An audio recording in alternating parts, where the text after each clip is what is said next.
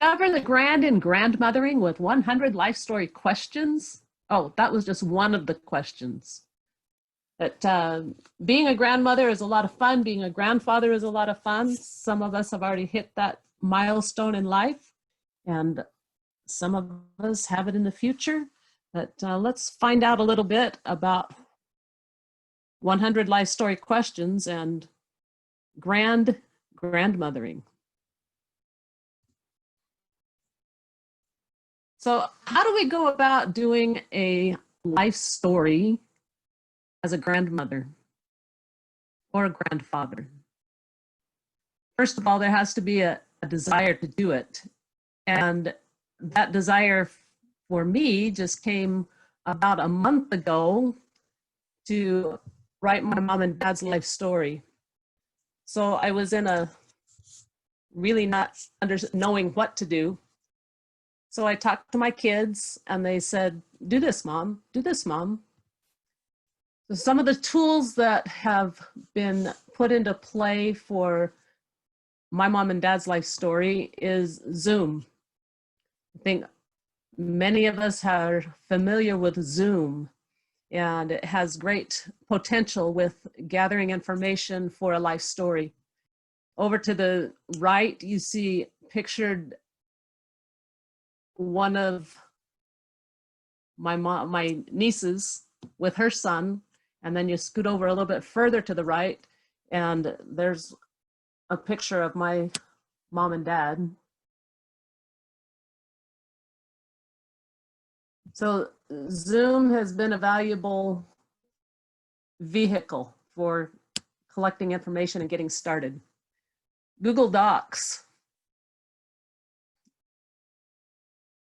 Google Docs has been a wonderful, wonderful tool to use. When I was first had this idea to write mom and dad's story, I was talking to one of my children and she said, well, this is what you need to do. Set it up on Google Docs so that with voice to text, the interviews can be recorded. The interviews are recorded on the phone and then go directly to Google Docs for a version that can be edited. I'll talk a little bit more about that as we go. Another necessary tool with interviewing and using live questions are children and grandchildren.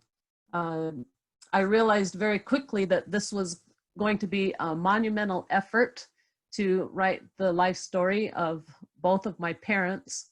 They have quite a large posterity, and so I decided to do some enlistment and recruiting. Before going on to this slide, the enlistment and recruiting, I came up with questions. Cut and paste through a Google search is a great tool. Here you have a few different tools that you can look at to generate questions, or like I say, I did a cut and paste and then customized questions for the interview. It was interesting as the interviews were being conducted with my parents that some of the questions overlapped. And so they addressed the same story 2 or 3 different times in 100 questions. It was interesting because growing up, I'd heard them giving these stories, but as they were relaying the stories to different family members based on the question they had, there were different details that came out.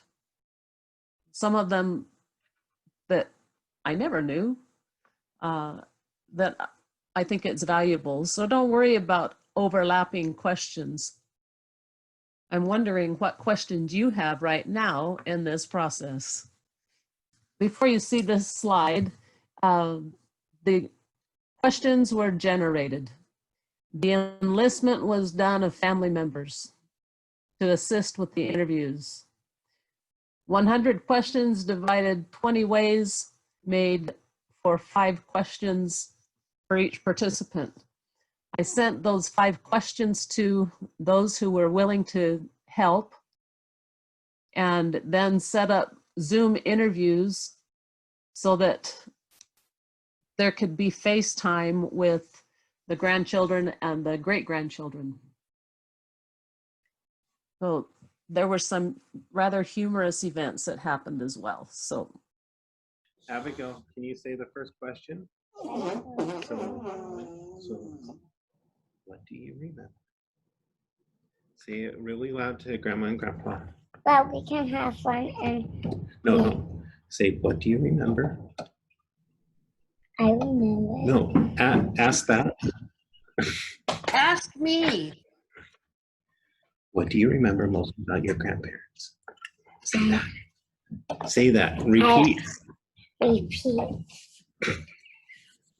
So it's good to have a backup plan. Fortunately, there was a daddy there to help his little girl. She's 4 years old, and it was really a special opportunity for each family to have their interview time with their grandparents, their great-grandparents, and have that interaction. We just were getting a chuckle with that particular interview. Here's another one, because all ages can participate in this process. Say hi, Grandpa, and hi, Grandma. Tell us Hi. Hi, Everett. what does Google Voice Translate say for that? That's finger in the mouth.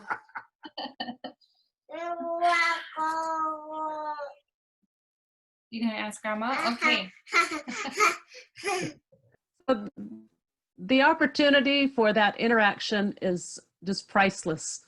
And I'm glad that it's on film and to be able to share it with you. Hopefully you're having some ideas being generated right now. How can I use the resources that I have available to prepare a life story or any narrative?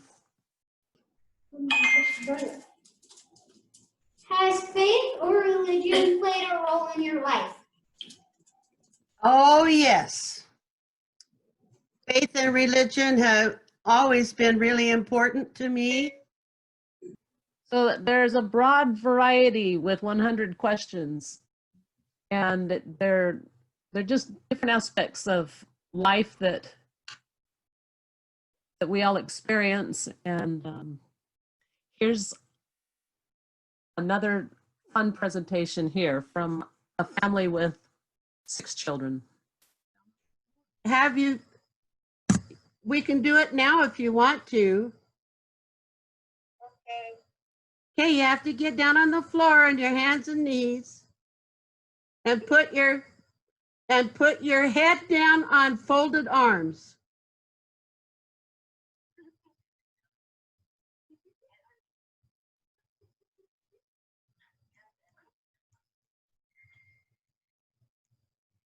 And now you have to say what I say. After I say it, you say it, okay? I know in my heart. I know in my mind. I know that I stick up behind.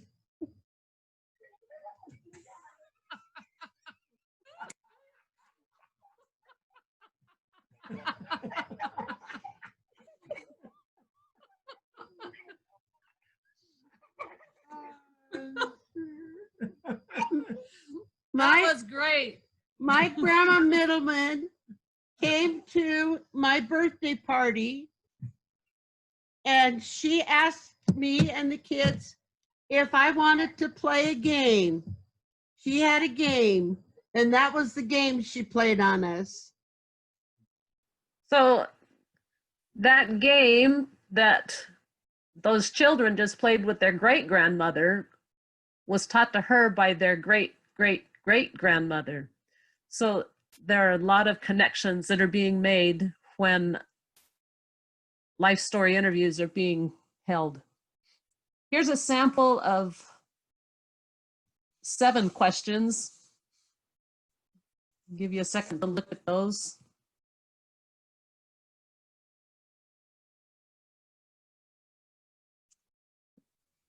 Over to the right is the favorite doll that was my mother's favorite toy to play with as a kid. Does anybody know what make that car is behind her? I don't have an answer to that question. Collecting artifacts, pictures, documents is important. But here's my dad with his mother and his response to an invitation to check out the fire department. And just samples. I went on a Google image search to find a picture of Carnegie Hall. This isn't when my mother was singing at Carnegie Hall, but was a good visual of with the love of music that she has. Interviewing siblings and friends. Siblings have a whole nother slant.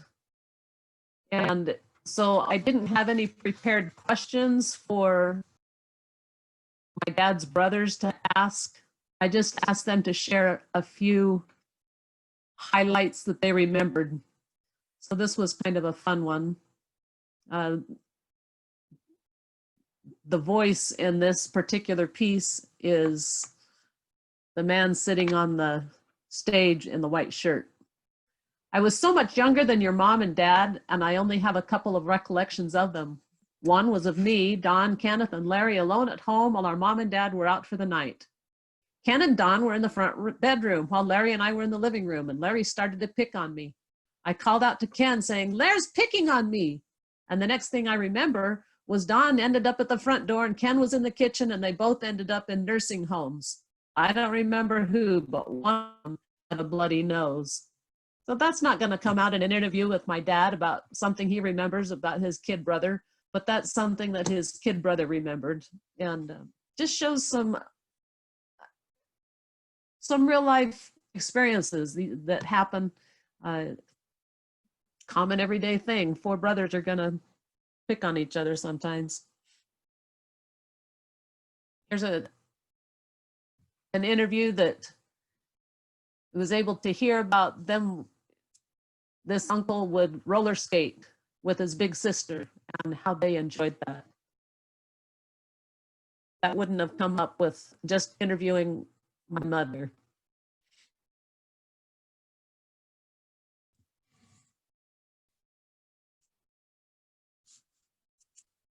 Just another uncle.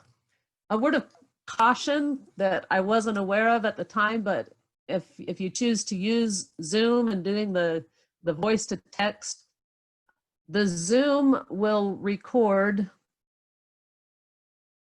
everything that is said on the recording. I had a very difficult time having the voice to text pick up on the phone through the screen. So just a caution. This was just taken last December and represent about half of my parents' great-grandchildren. And of the half that are shown here, at least 75% participated in the interviews with their great-grandparents. Which to me represents making connections. That's part of the reason why we do family history, is to make connections and make discoveries. I think that the 6 children, here we go with the game, we've got those 6 children that are pictured here, what are the chances they'll remember doing that game with their great grandmother? They may. It just involved the family in getting the life story. It doesn't have to be just one individual doing it. There needs to be a mainstay, but it doesn't have to just be one individual. The editing process after the interviews have been collected or have been held, the text on Google Docs will require editing. Again, that's a large task for one person. With Google Docs, there's the capacity to share the documents with family and friends. And so there are a few of the children pictured in this slide that have helped with the editing. They're old enough to be able to read it and help generate coherent sentences that are with punctuation and capitalization and that kind of thing. Because with the voice to text, it will not automatically do all of those conventions to have a high readability. So sharing the documents is an important aspect of involving the family. As the editing has been as I've been doing editing and others have been doing editing, if there's something that needs clarification, it's highlighted in the text. So then as the text is reviewed with my mom and dad, they can offer and provide that clarification that's needed.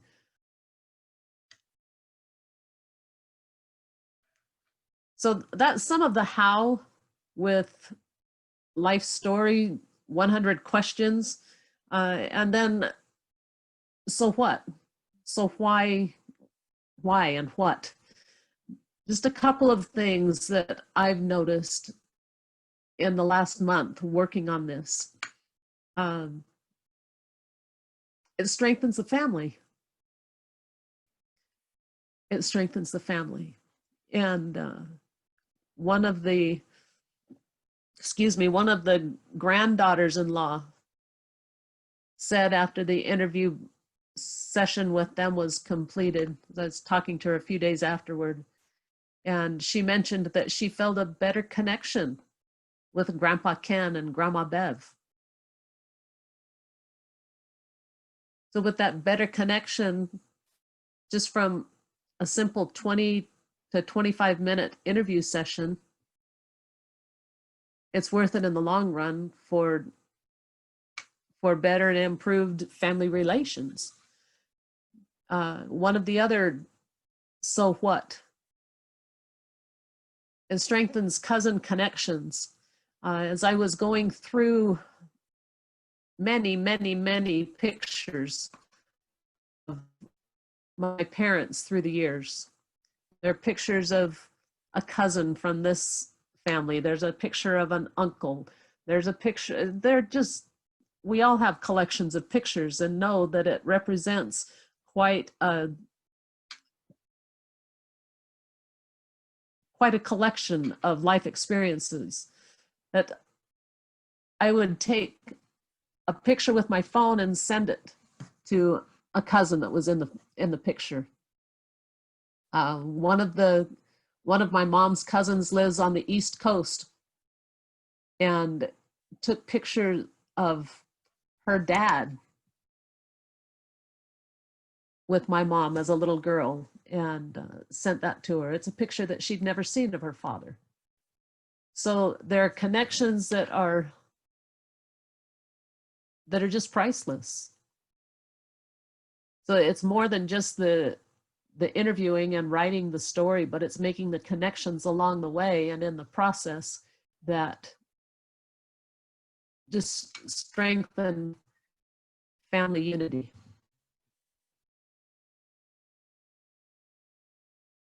At the top of the handout is something that I believe very strongly is that our efforts must be intentional with conscious and consistent effort. For many years, I've put off doing this life story for my parents. I think that they were just waiting for me to do it. I had done my grandparents' history many, well, probably 25 to 30 years ago. And I think they were just waiting. And I was waiting for them to write it. In the meantime, we came to a crossroads, and I'm grateful for the decision to go ahead and proceed with the project.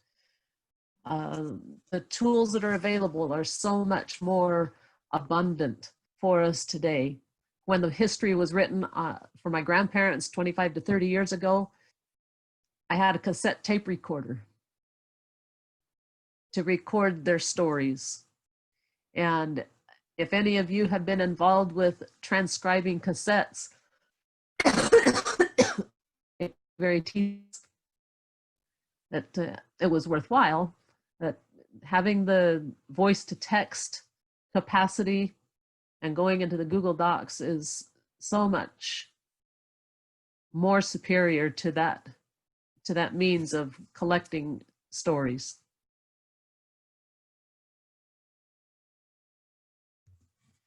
So now we're going to move on to another little near and dear topic, and that's Grandma Day. Grandma Day in our family has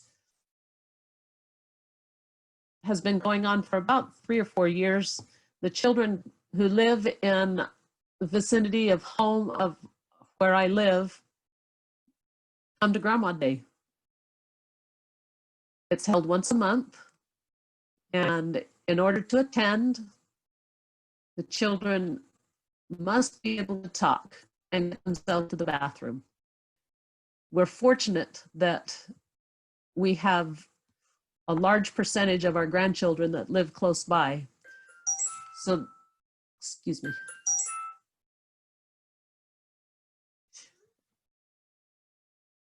So when we have Grandma Day, there are 11 children between the ages of 3 and 13 at the house.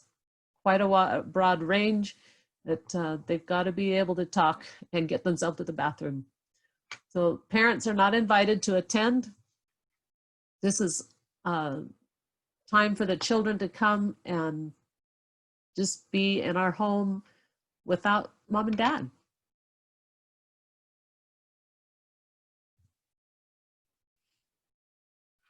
So recently we had a pioneer theme for our Grandma Day. So pictured on your right is a game that pioneer children would play, evenly matched, as you can tell. But, fortunately, the older cousin was sensitive to the little cousin and didn't pull her over her head. But included with the pioneer theme, had sent an assignment to the parents to invite them to help their children find pioneer ancestors. Find out pioneer ancestors and prepare a little bit of a bio to share with all of the cousins when they came together. Some of the children came prepared. Some of the children did not. So Grandma had a backup and had some stories available for those who were not prepared. But it was interesting. One of the children just seemed to be kind of in la la land during the presentations. And so everything was wrapping up. She piped up and said, I want to turn. I want to turn. So she had been paying attention after all. And one of the older children, as they were leaving, said, I really enjoyed that. I really liked learning about my pioneer ancestor. So thought that was a win-win.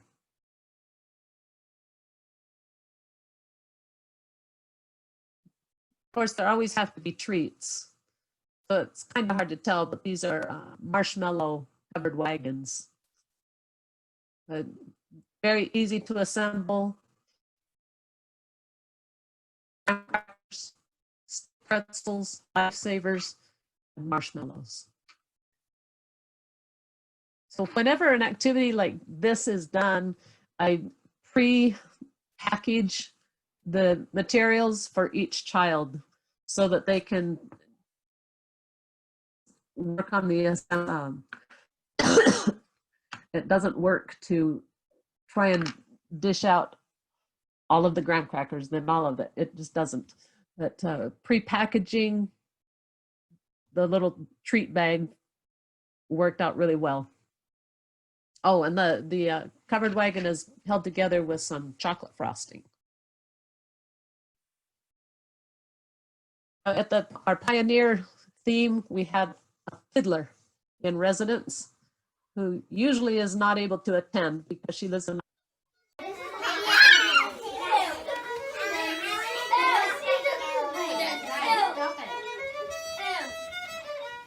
So that was a fun contribution that our oldest grandchild was able to make. She lived with us for a couple of months this summer and was kind enough to entertain us with a fiddle number. Samples of a few other things that we've done. But down to your lower right, the children are throwing fiery darts. And marshmallows are great tools. They come in handy for a lot of things.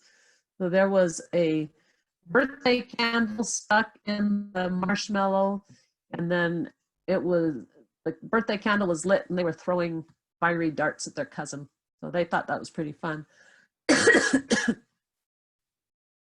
course, the holidays lend themselves to lots of different ideas, and there were a couple of the children who weren't able to come when we did the little turkeys. So again, they were prepackaged, so I was able to send those home so that the children could participate. But this particular activity for Grandma Day took some advanced preparation, either at our home or at the child's home. Their body image was drawn on the paper. So that was done in advance, and they were posted throughout the house. When the children arrived for Grandma Day, they were responsible for going and coloring in and putting the facial features on their body, and just help with some self-image awareness, and the kids enjoyed it. We had a grandma few days. As a family, we were able to go camping, and this time the parents were invited to attend. Here we are with our 17 grandchildren. Being a grandmother is it's just a great blessing.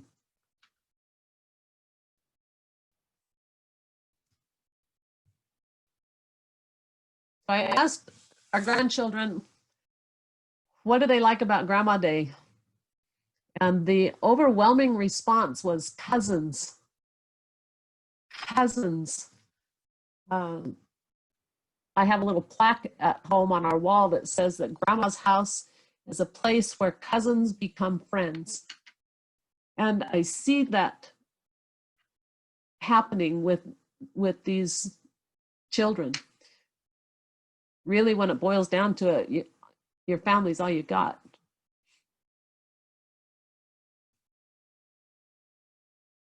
Some of them appreciate the fact that Grandma's there at Grandma Day.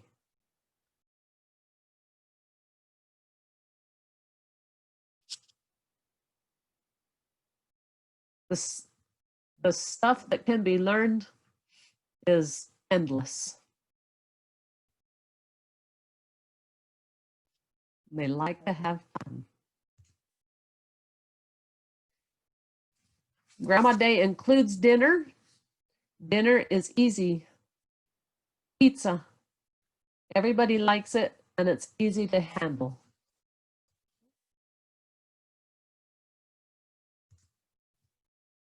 Did I say that the kids enjoy cousins?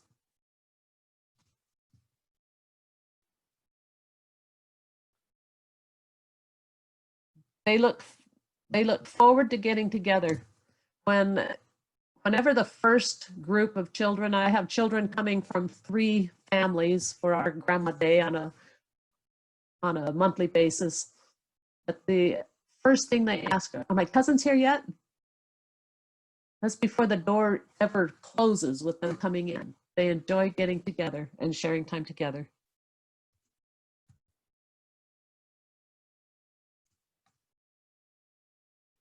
The variety of games, sky's the limit. It will always, any of the activities that are planned depend on the age of the children and the older ones helping the younger ones. That's what we learn how to do as a family, with having fun and playing games and getting together.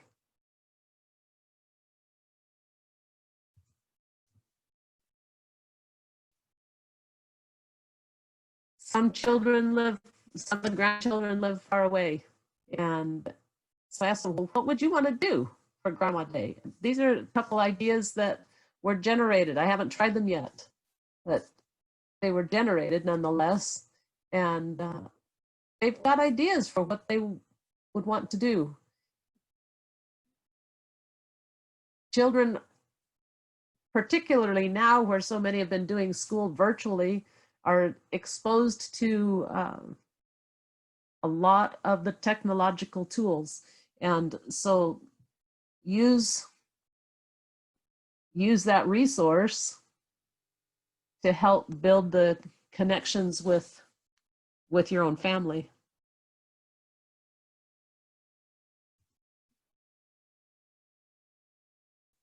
So just, have a grand time with the process, whether it be writing a life story, whether it be writing a journal,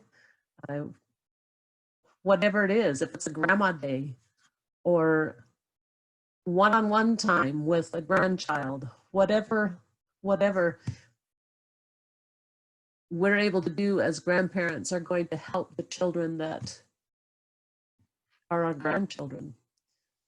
So I have provided my email to you. If you have any questions, please send an email and I'll respond to it. Enjoy the grand in grandmothering.